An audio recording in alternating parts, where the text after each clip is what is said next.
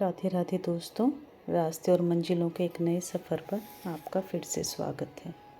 आज का ये सफ़र है श्री वृंदावन धाम का और इसकी मंजिल है निधिवन और यमुना जी का केसी घाट।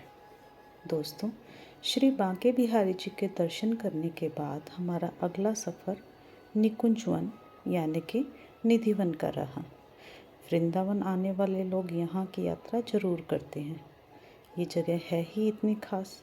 आध्यात्मिक यात्रा का मुख्य केंद्र है निधिवन। यहाँ के कण कण में राधा कृष्ण के अनूठे और गहरे प्रेम की कथाएं बसी हैं। केवल कहने भर की बात नहीं है दोस्तों, यहाँ की हवा में आप उस प्रेम को महसूस कर सकते हैं।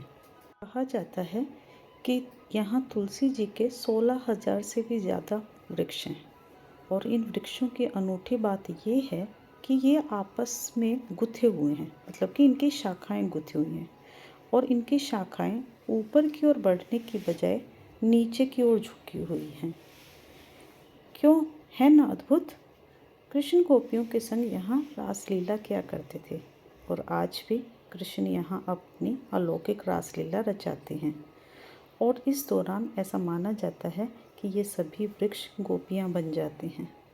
यहाँ संध्या आरती के बाद किसी को भी मंदिर के परिसर में रुकने की परमिशन नहीं है। दोस्तों, वैसे तो यहाँ श्रद्धालुओं की बहुत भीड़ थी।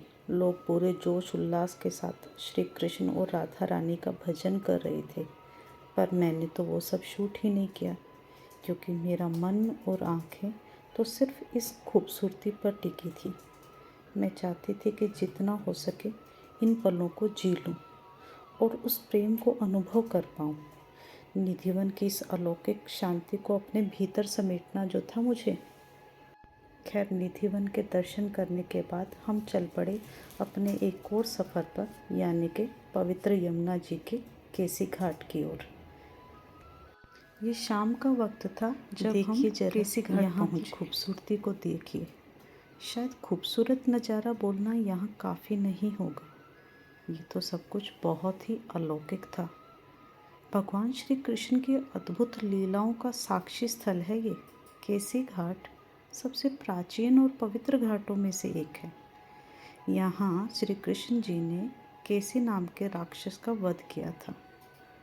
जब हम यहाँ पर पहुँचे तो क्योंकि संध्या का समय हो गया था और इसलिए यहाँ घाट पर जगह जगह आरती चल रही थी।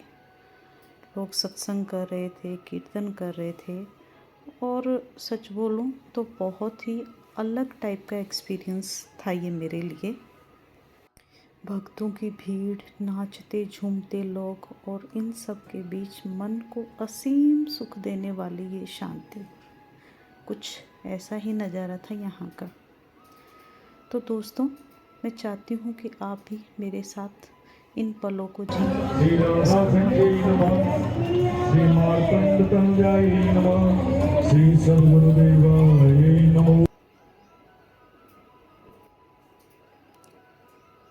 तो ये था हमारा आज का सफ़र। उम्मीद है आपने इस सफ़र को महसूस किया होगा।